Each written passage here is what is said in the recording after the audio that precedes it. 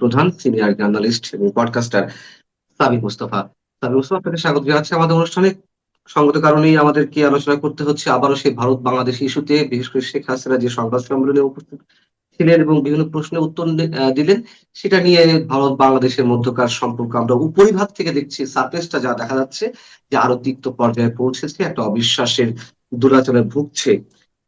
এবং এর মধ্য দিয়ে আমরা কোনো কোনো গণমাধ্যমে দেখছি যে আগামী সেপ্টেম্বরের 12 এবং 13 তারিখে ব্রিক্সে যে সম্মেলনে আমন্ত্রণ জানানো হয়েছিল সেটিও প্রায় অনিশ্চিত, কোনো কোনো গণমাধ্যম দাবি করছে। এই অবস্থায় এসে আসলে ভারত বাংলাদেশের সম্পর্কটা কি আপনার কাছে মনে হচ্ছে, আপনি নিজেও মনে করছেন যে আরো এক ধরনের গভীর অনিশ্চয়তার মুখে পড়লো? দেখুন, ভারত বাংলাদেশ সম্পর্ক তো গত 2 বছর ধরে অনিশ্চয়তার মধ্যে দিয়ে চলছে।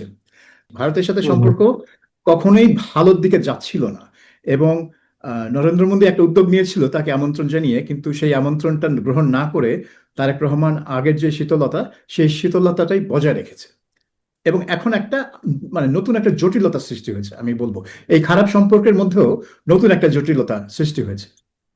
এটা কি জটিলতা নাকি অজুহাত? মানে এটাকে ইউজ করা হচ্ছে কোনটা আসলে? হ্যাঁ, এটা একটা ভালো প্রশ্ন। কারণ বাংলাদেশের সাথে ভারতের যত বিষয় আছে আলোচনার, যেমন গঙ্গা নদীর পানি বন্টন চুক্তি, হুম, হুম। তিস্তার পানি বন্টন চুক্তি, সীমান্ত বাণিজ্য বাণিজ্য, তারপরে সীমান্ত হত্যাকাণ্ডের ঘটনা নিয়ে আলোচনা অবশ্যই করতে হবে। নানান নানান বিষয় আছে, ভারতের জন্য অনেক বিষয় আছে, সীমান্ত নিরাপত্তা, ট্রানজিট ইত্যাদি, ট্রান্সশিপমেন্ট, এগুলো নিয়ে অনেক আলোচনার ব্যাপার আছে। তো দুই দেশের জন্য কিন্তু গুরুত্বপূর্ণ ইস্যু আছে, যে ইস্যুগুলো আপনি সম্পর্ক বজায় রেখে আলোচনা না করলে সেই ইস্যুগুলা সমাধান হবে না। কিন্তু বাংলাদেশ এই হাসিনা ইস্যুটাকে এমনভাবে ব্যবহার করছে যেন এই হাসিনা ইস্যুটাই হচ্ছে আসল ইস্যু দুই দেশের মধ্যে।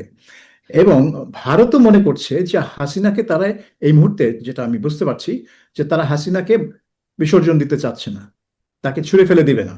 কারণ হাসিনা অনেক দিন ধরে ভারতের একজন পরীক্ষিত বন্ধু ছিল। এবং কাজেই তারা বিশ্বকে জানাতে চায় না যে আপনি ভারতে বন্ধু হতে পারেন আজকে, কালকেই আমরা আপনাকে বাসের তলায় ছুঁড়ে ফেলে দিব। এটা তো ভারতের ভাবমূর্তির জন্য একদমই ভালো হবে না। কাজেই ভারত হাসিনাকে অনেক বিধিনিষেধের মধ্যে রেখেছে। আপনি দেখছেন তো যে তিনি কোনো অনুষ্ঠানে সশরীরে উপস্থিত হচ্ছেন না, কোনো অনুষ্ঠানে তিনি ভিডিওর মাধ্যমে যোগ দিচ্ছেন না। তো এগুলো কেন? এগুলো আমার মনে হয় ভারতের দিক থেকে কোনো বিধিনিষেধ আছে, কিন্তু ভারত তার কণ্ঠ একদম রোধ করতেও চায় না। তিনি একজন রাজনীতিক, তিনি রাজনীতিতে সক্রিয়। কাজে তাকে কিছুটা রাজনীতিক এবং দেশের ভেতরে দেশের ব্যাপারে কথাবার্তা বলার অধিকার ভারত তার অতিথি হিসেবে তাকে দিচ্ছে। তো এখন বাংলাদেশ এটাকে কতটা ব্যবহার করবে, যে এই ইস্যুটা সলভ না হলে আমি কিছু করব না।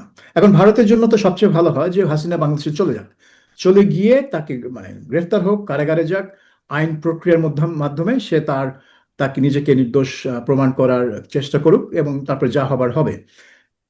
এবং হাসিনাও কিন্তু সেটাই বলছে যে সে ডিসেম্বরে দেশে ফিরে যাবে।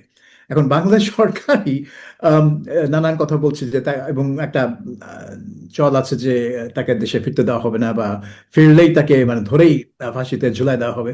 তো এইসব কথা বলে তো পরিস্থিতি আরো ঘোলাটে করা হয়। তো এখন যদি হাসিনাকে মানে হাসিনা দিল্লিতে বসে রাজনীতি করাটাই যদি সমস্যা হয়, তাহলে হাসিনা ফিরে আসুক, ফিরে এসে এখন আইন প্রক্রিয়ার মধ্যে দিয়ে তার যা হবার হোক। এবং হাসিনা যদি সেটাই করতে রাজি হন, তিনি ডিসেম্বর বলেছেন, অনেকে বলছে ডিসেম্বর কেন, এখনই কেন আসেন না। ডিসেম্বর বলছেন কারণ একটু সময় লাগবে, অনেক অনেক কিছু প্রস্তুতি আলোচনার বিষয় আছে। সো হুট করে তো উনি প্ল্যান করে চলে আসতে পারবেন না।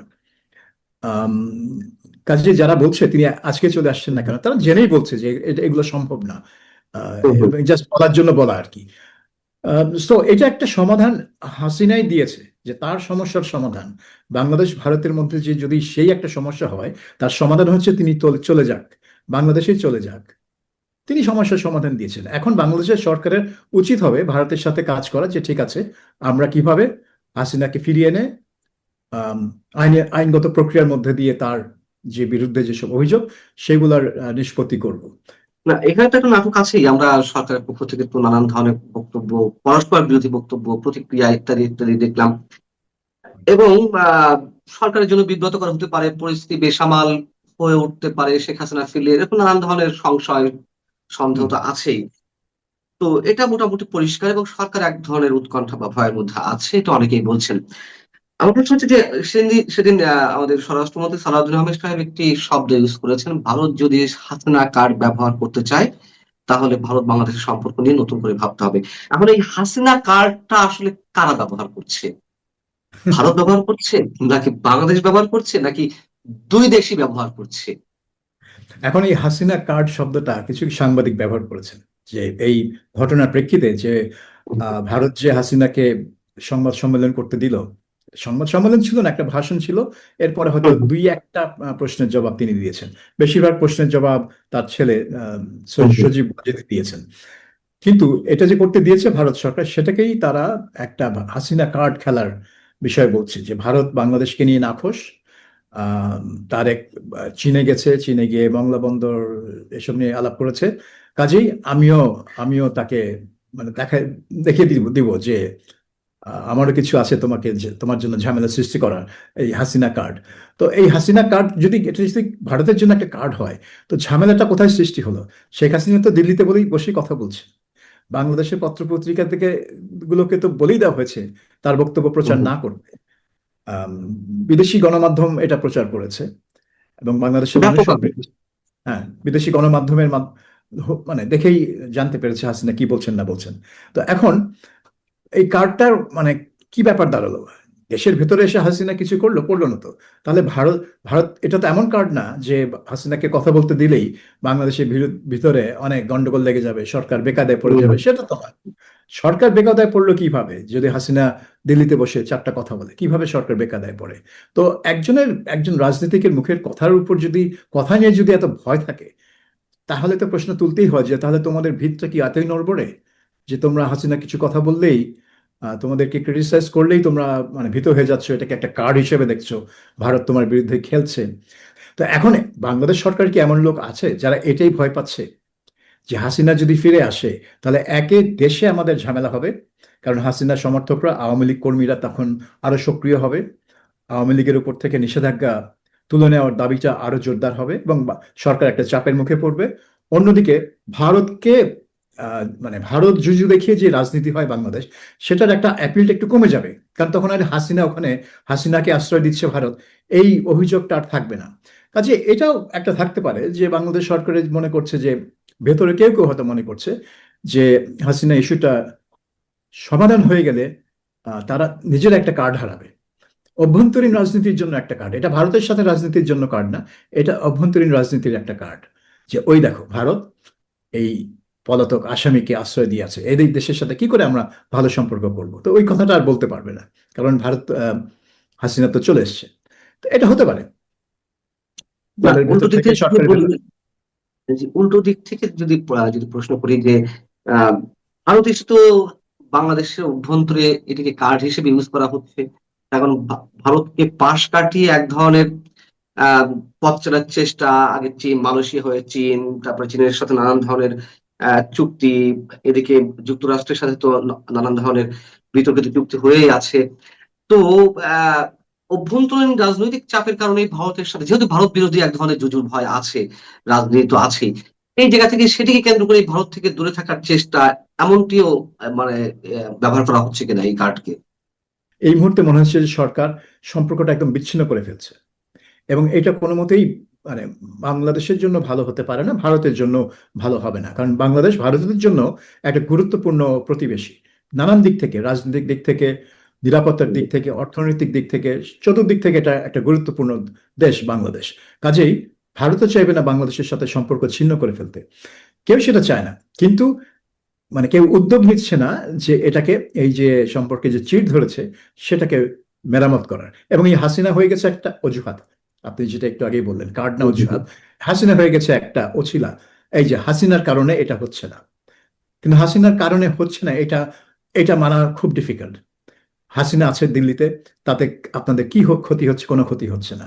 হাসিনা ফিরতে চায় বাংলাদেশে, আপনারাও সেটাই চান, তাহলে সেটা আপনি কেন ফ্যাসিলিটেট করছেন? আচ্ছা ঠিক আছে, হয়ে যাক, সমস্যা যদি এটাই হয় সমাধান হয়ে যাক, আমরা তখন বাংলাদেশ এবং ভারত তাদের আসল সমস্যা নিয়ে আলোচনা শুরু করতে পারে। আসল যে সমস্যাগুলো আছে দুই দেশের মধ্যে সেগুলো নিয়ে তখন তারা সমাধান আলোচনা করতে পারে। হাসিনা আসল সমস্যা না, হাসিনা হচ্ছে একটা উপলক্ষ হয়ে দাঁড়িয়েছে।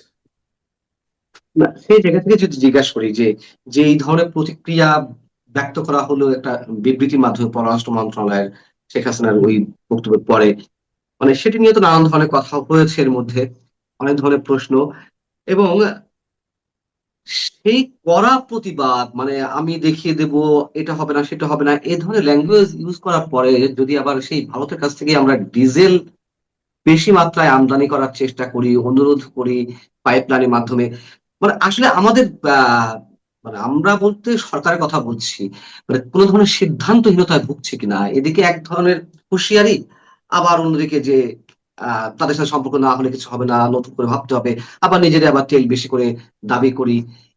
এইগুলো বলতে গেলে হয়তো অনেকে মনে করবেন যে আমরা ভারতের দাবিদারি করছি কিনা, কিন্তু বাস্তবতার জায়গা থেকে এগুলো পুঙ্খানুপুঙ্খ বিশ্লেষণ করতে হচ্ছে। এইগুলো কি বিশেষ কোনো দুর্বলতা? এই যে আম, হুমকি ধামকি বা কড়া কথাবার্তা, এটা হচ্ছে সরকারি পর্যায়ে, জনতার পর্যায়ে না। সো সরকার মনে করছে যে হাসিনা ইস্যুটা দিয়ে মানে হাসিনাকে নিয়ে ভারত খেলা করছে, সো আমি একটা কড়া বার্তা দিব, যাতে সে মনে করে যে নিয়ে হাসিনাকে এই ধরনের সুযোগ সুবিধা দিলে বাংলাদেশের সাথে সম্পর্ক আবার গড়া যাবে না, এবং ভারত সুর করে আবার ফিরে এসে আমার সাথে সম্পর্ক করবে। এখন ভারত হয়তো একটা দূত পাঠাবে বাংলাদেশে, কারণ এই যে ব্রিক্সের যে সম্মেলনে তারেক রহমানকে আমন্ত্রণ জানানো হয়েছে, যে আমন্ত্রণ হুম, এখনো তারেক রহমান গ্রহণ করেননি।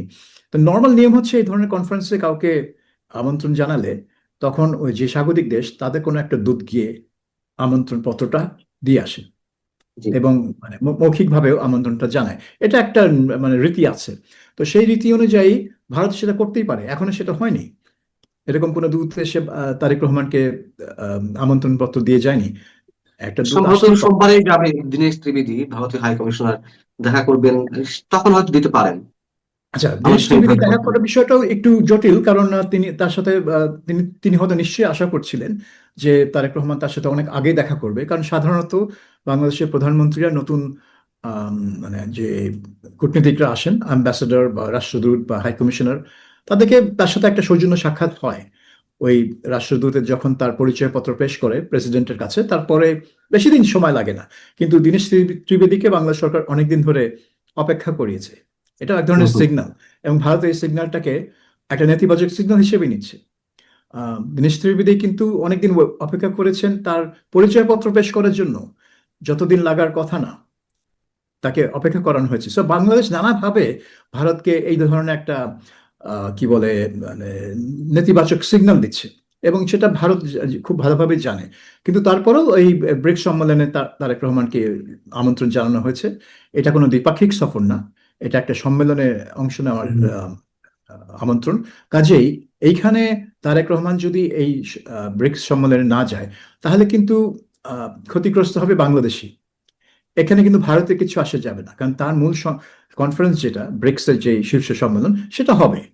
এবং এই আউটরিচ প্রোগ্রামে যদি তারেক রহমান আসেন, তাহলে তার একটা সুযোগ থাকবে অন্যান্য দেশের হুম। সরকার প্রধানদের সাথে কিছু ইন্টারঅ্যাক্ট করার। হয়তো 5 মিনিটের আলাপ, সেটা তো তার পরিচিতি হবে, কিন্তু তিনি যদি না আসেন তাহলে তিনি এই সুযোগগুলো হারাবেন, তার ক্ষতি হবে, ভারতের কিছুই হবে না।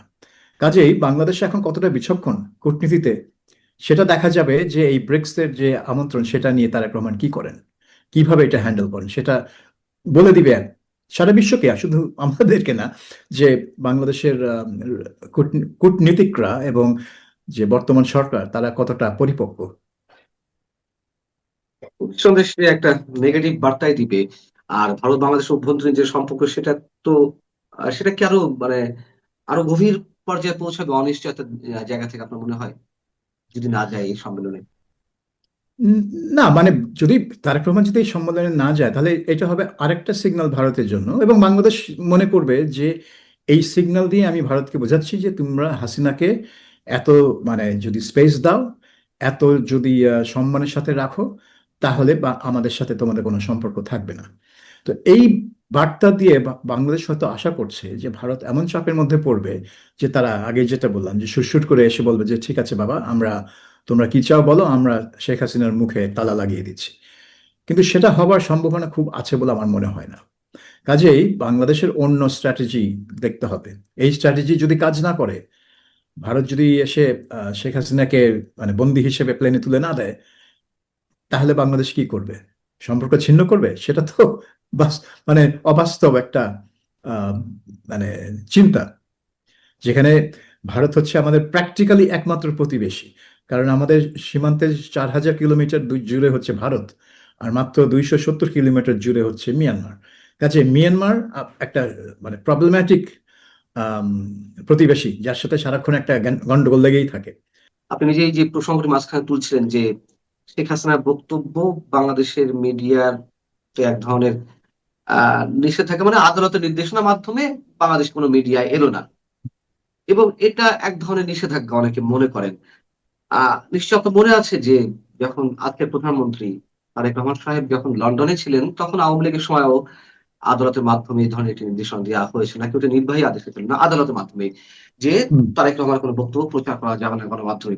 আমরা কিন্তু দেখছি তারপরও তারেক রহমান নিয়মিত দলীয় বৈঠকগুলোতে অনলাইনে যুক্ত হতেন, সেগুলো আবার গণমাধ্যমে আসতো, যে তিনি কি এই বিষয়ে কি বলেছেন, পার্টির সম্মেলন থেকে শুরু করে, পার্টি সুসংগঠিত করা থেকে শুরু করে আন্দোলন, সরকার বিরোধী নানান ধরনের কর্মসূচি, সব জায়গায় তিনি বক্তব্য দিতেন এবং সেগুলো পত্রিকাতে আসতো। আমার যদি ভুল না হয়ে থাকে, আমাদের মিডিয়াগুলোর মধ্যে, গণমাধ্যমগুলোর মধ্যে ছোট থেকে বড় একটা অস্বাভাবিক ঐক্যতান সৃষ্টি হলো, ঐকমত্য সৃষ্টি হলো। শেখ হাসিনার ওই বক্তব্য বাংলাদেশের কোনো গণমাধ্যমে আমার চোখে অন্তত পড়েনি। এটা আমার কাছে মনে হয়েছে স্মরণকালের ইতিহাসে এটি রেকর্ড। মানে গণমাধ্যম বেশ সুর করে সরকারের এই নির্দেশনাটি বাস্তবায়ন করেছে। একজন সিনিয়র জার্নালিস্ট হিসেবে, এবং আপনাদের দেশ বিদেশের নানান ধরনের সাংবাদিকতা অভিজ্ঞতা আছে, সেই জায়গা থেকে কি অন্য কোনো দেশে এই ধরনের নিষেধাজ্ঞা জারি করা হয়, বা গণমাধ্যমগুলো সেগুলো শুনে? আর শোনা না শোনা সেটি বড় কথা না, এটি গণমাধ্যমের উপরে ডিরেক্ট হস্তক্ষেপ কিনা? আচ্ছা, এই মানে অন্য দেশের কথা বলার আগে বাংলাদেশের বেলায় জাস্ট দুইটা লাইন আমি বলি। যে জি। আপনার মনে আছে যে রয়টার্সকে যখন তিনি সাক্ষাৎকার দেন, হুম, এবং বলেন যে ডিসেম্বরে দেশে ফিরবেন, সেই সাক্ষাৎকার বিভিন্ন পত্রিকায় প্রকাশ করা হয়েছিল। হুম, কিন্তু তারপরে সরকার থেকে একটা কড়া বার্তা দেওয়া হয় মিডিয়াকে, যে ব্যবস্থা নেওয়া হবে। এবং এই ব্যবস্থা নেওয়া হবে, এটা তারপরে যখন শেখ হাসিনা 5ই আগস্ট একটা অনুষ্ঠান করবেন বলে জানানো হলো, তখন কিন্তু এই ব্যবস্থা নেওয়া হবে এই কথাগুলো কিন্তু আরো জোর দিয়ে বলা হয়েছে। কাজেই বাংলাদেশের মিডিয়া, এমনকি যে এক সময়কার বাঘ বলতে পারেন, হুম, মিডিয়ার হুম, যে হুম, হুম, সবচেয়ে শক্তিশালী হুম, বাঘ, আহ, আপনারা জানেন কারা, তাদেরও যে হুম, মানে তাদের দেখবেন যে তারাও কিন্তু এই সব এই হুমকিতে মানে তারা মেনে নিয়েছে সরকারের এই বিড়াল কর্তৃত্ব। হয়েছে। বিড়ালে পরিণত হয়েছে, এবং আপনি দেখেন তাদের সরকারি ভাষাই তারা ব্যবহার করে এখন। আহ, যাই হোক, জি। এটা আমি বেশি মানে স্থানীয় মিডিয়াকে কোনো বেশি কিছু বলতে চাই না। আহ, বিদেশি মিডিয়ার ব্যাপারে আমার একটা ঘটনার কথা মনে আছে, যে 80 দশকে যখন ব্রিটেনের যে উত্তর আয়ারল্যান্ড প্রদেশ যেটা, সেখানে বিচ্ছিন্নতাবাদী মুক্তিকামী যে সংগঠন ছিল, সশস্ত্র আইরিশ রিপাবলিকান আর্মি, তাদের অনেক তৎপরতা ছিল এবং বেশ মানে জোরে সোরে লড়াই চলছিল সেখানে ব্রিটিশ আর্মির সাথে। তখন এই আইরিশ রিপাবলিকান আর্মির যে রাজনৈতিক শাখা সিনফেইন, তার যে প্রধান জেরি অ্যাডামস, থ্যাচার সরকার থেকে বলা হয়েছিল মিডিয়াকে, জেরি অ্যাডামসের কোনো বক্তব্য দেওয়া যাবে না, আচ্ছা। প্রচার করা যাবে না। তো বিবিসি কি করলো? জেরি অ্যাডামস হচ্ছে নর্দার্ন আয়ারল্যান্ডের জন্য একটা গুরুত্বপূর্ণ ব্যক্তিত্ব, তার বক্তব্য ব্রডকাস্ট করা যাবে না, এটা তো একটা অগণতান্ত্রিক কথা, এবং এটা সংবাদপত্রের বা মিডিয়ার স্বাধীনতার উপর একটা হস্তক্ষেপ। কিন্তু যেহেতু এটা সরকারি আদেশ, তারা সেটা চ্যালেঞ্জ করতে পারবে কোর্টে। কিন্তু তার আগে কি করবে? তারা করলো কি, জেরি অ্যাডাম যখনই কোনো বক্তব্য দিতেন, সেই বক্তব্য তারা লিখিতভাবে নিয়ে কোনো একটা অভিনেতাকে দিয়ে পড়াতেন। সো আচ্ছা। জেরি অ্যাডামসের কণ্ঠ কখনোই প্রচার করা হতো না, কিন্তু তার বক্তব্য ঠিকই প্রচার করা হতো। তো তারা একটা পথ বার করলেন যে কিভাবে সরকারের এই নির্দেশ আমি পাশ কাটিয়ে যাব। সো সে হুম, তার জেরি অ্যাডামসের বক্তব্য প্রচার করার স্বাধীনতাও সে বজায় রাখলো বিবিসি। আর একই সাথে সরকারও বলতে পারলো না যে তুমি আমার আদেশ অমান্য করে তার মানে হুম, হুম, হুম। বক্তব্য শোনাচ্ছ। পরে অবশ্যই সরকারকে বাধ্য হয়, মানে সরকার বাধ্য হতে হয় এই আদেশ তুলে নিতে, কারণ সব পত্রিকাই একটা পথ বের করে ফেলেছিল।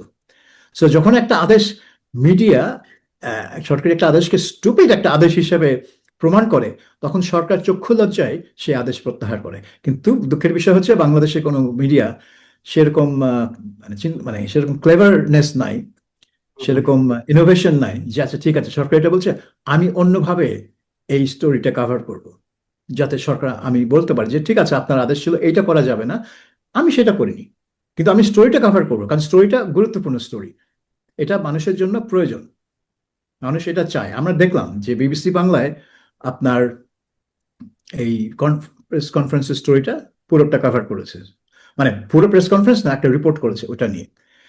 সেই রিপোর্ট একটা ভিডিও স্টোরি, আপনি যদি বিবিসি বাংলা সাইটে গিয়ে দেখেন 3 দিনে তার 20 লক্ষ ভিউ হয়েছে, 20 লক্ষ। এখন বিবিসি বাংলার 90 ভাগ, শতকরা 90 ভাগ অডিয়েন্স হচ্ছে বাংলাদেশে, অর্থাৎ বাংলাদেশের মানুষের মধ্যে যে একটা আগ্রহ আছে শেখ হাসিনা কি বললো না বললো সেটা জানার, সেটা তো এই এই একটা উদাহরণেই প্রমাণিত হয়। এই জাস্ট একটা উদাহরণ। বিবিসি বাংলা তো বাংলাদেশের সবচেয়ে বড় মানে মিডিয়া না, অন্যান্য মিডিয়া, স্থানীয় মিডিয়া বিবিসি বাংলার চেয়ে বড়, সেইখানে যদি আপনার এটা হয়, আর তারপরে তো অনেক মানে অনেক মানে ইউটিউব এবং ফেসবুক সাইট এই অনুষ্ঠান সরাসরি প্রচার করেছে, সেগুলো আপনি গুনেন, গুনে আপনি দেখবেন যে মানে মানে কোটি কোটি মানুষ এইটা লাইভ দেখেছে। কাজে লাইভ আগ্রহ। দেখেছে 44 কোটি মানুষ, যে হুম, আমি জানলাম যে 44 কোটি মানুষ at the same time live উপভোগ করেছে। হ্যাঁ সেটা মানে সেটার হিসাবটা আমি দেখিনি, আমি সংখ্যাটা দেখেছি হুম, কিন্তু হুম, ওটার ব্রেকডাউন আমি দেখিনি যে কোন হুম। সাইটে কত হচ্ছে। আম, এখন ব্যাপারটা হচ্ছে যে তাহলে মানুষের মধ্যে আগ্রহ আছে, মানুষ মনে করে তার জন্য এটা গুরুত্বপূর্ণ, কিন্তু আপনি মিডিয়াকে বলছেন এটা তারা প্রচার করতে পারবে না, তখন মিডিয়ার উপর দায়িত্ব থাকে যে আমি এটা কিভাবে করতে পারি, সরকার নিষেধাজ্ঞা আমি অমান্য করব না, হুম। কিন্তু অমান্য না করেও আমাকে একটা পথ বার করতে হবে যাতে আমি মূল খবরটা দিতে পারি। তো তাহলে সেটা এখন এটাকে, ব্রিটিশ মিডিয়া জি, যেটা করেছিল থাচারের সময়। তাহলে আমরা এটাকে কি বলবো যে আমাদের গণমাধ্যমগুলো একেবারে দাসত্বমূলক চরিত্রে চলে গেছে, নাকি উল্টো ভয়ে বলবো যে সরকার পুরোপুরি নিয়ন্ত্রণ নেয়াতে সফল হয়েছে, নাকি বলবো যে মিডিয়াগুলো সেলফ সেন্সরশিপের মধ্য দিয়ে যাচ্ছে, যে এত বেশি দরকার নাই, ঠিক আছে যা বলছে এটুকু করি। আর সেলফ সেন্সরশিপ বলতে বোঝাচ্ছে যে আপনি যেটা বললেন যে একটা বিকল্প পথ আপনাদের দেওয়ার চেষ্টা নিজেদের পক্ষ থেকে, ওই জায়গাটাতে বলছি যে যে তাদের এত মাথা দরকার নাই, ঠিক আছে এত কিছু দরকার নাই, কোনটা আসলে? আমার মনে হয় তারা এই মুহূর্তে সরকারকে চটাতে চাচ্ছে না, সরকারকে ভয় পাচ্ছে, সরকারকে চড়াতে যাচ্ছে না। শুধু কারণ বাংলাদেশে এখন শুধু সরকারের ভয় না, সরকারের বাইরে অনেক ভয় আছে, যেটা ইউনূসের আমলে শুরু হয়েছিল, যেটাকে আমরা মব বলি, মব ভায়োলেন্স বলি। সেই মবের ভয় তো মূলত ইউনূসের আমলে মিডিয়া কাবু থাকতো, কারণ মানে ইউনূস সরকারের তো লোকজন বলতো যে দেখো আমরা মিডিয়ার উপর কোনো হস্তক্ষেপ করি না, আমরা টেলিফোন করি না নিউজ রুমে, এইটা করো ওইটা করো না, সেটা দাও ওটা দিও না, সেটা আমরা করি না। ইউনূস সরকার সবসময় এটা বলতো, ওটা একটা মিথ্যা কথা ছিল। মিডিয়া ঠিকই ফোন কল পেতো এবং অনেক কড়া কড়া ফোন কল পেতো, কিন্তু তারপরে তাদের বড় ভয় ছিল মবের ভয়। এখন মবের ভয়টা একটু কম হয়তো, কিন্তু মবের ভয়টা তো একদম চলে যায়নি। কিছুদিন আগেই তো আমরা দেখলাম ডেইলি স্টার এবং প্রথম আলোর অফিস কিভাবে মব পুড়িয়ে দিল এবং পুলিশ এবং সেনাবাহিনী দাঁড়িয়ে দাঁড়িয়ে আঙুল চুষলো দেখলো, 1-2 ঘন্টা ধরে দেখলো।